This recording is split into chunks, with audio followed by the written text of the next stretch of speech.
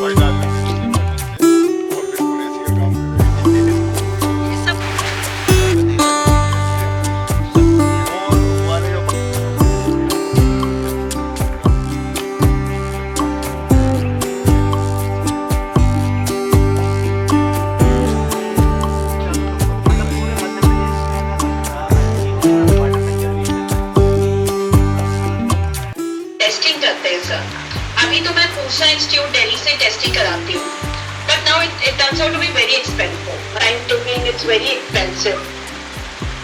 Another thing कि चलिए मैंने तो करवा लिया because I am in Delhi. Other farmers, those who are taking initiative, making organic fertilizer. So, sir, if it is possible, it would be very nice अगर हम testing lab या तो क्यूटी में या wherever, I mean that is of course your decide. एक lab एक जो पहला स्टेप उठाता है कि चलिए मैं ऑर्गेनिक फार्मिंग की तरफ जाता हूँ, when they don't get result, obviously those who are dependent on this for their livelihood, तो फिर वो रिस्क लेना नहीं चाहते मतलब. So if all these kind of farmers, we will provide some space for them, and then they will come and they will demonstrate their products and they can sell their products also. एक दिन करेंगे एक दिन, और जितने ऐसे जैसे नेता साहब हैं और बाकी के जैसे जितने भी लोग हैं जो कि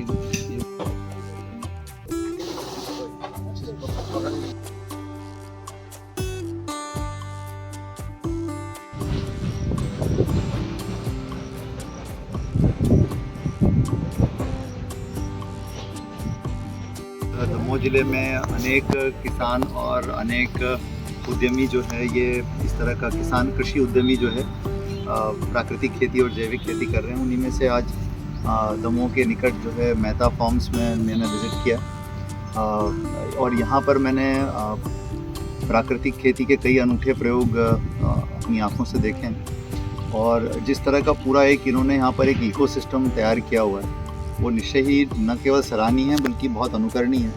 और यहाँ से जिस तरह की एग्रीकल्चर एंटरप्रेन्योरशिप उन्होंने दिखाई है वो निश्चित रूप से सबके लिए प्रेरणा देने जैसी है। कई सारे लर्निंग्स हम लोग यहाँ से लेके जा रहे हैं और मुझे लगता है कि उस पर काम करना हम लोगों के लिए आवश्यक है और हम लोग वापस जा कर के उन पर काम करना शुरू करेंगे। जैसे हर महीने में कम से कम एक दिन ऑर्गेनिक हाट जो है हम दमोह में लगाने का प्रयास करेंगे। उसके लिए भी जल्दी ही हम लोग प्लान करके उसको जारी करेंगे। यहाँ का जो क्षत्रिय धान है, इस क्षत्रिय धान को कैसे देश विदेश में पॉपुलर बनाया जाए, प्रदेश में पॉपुलर बनाया जाए, उसकी कैसे ब्रांडिंग की जाए, इसके ऊपर हम लोग काम करेंगे। इसके अलावा जो हमारा प्राकृतिक खेती के लिए जिस प्रकार से खाद वगैरह का निर्माण होता है, तो वो बड़ी अच्छी प्रक्रिया है।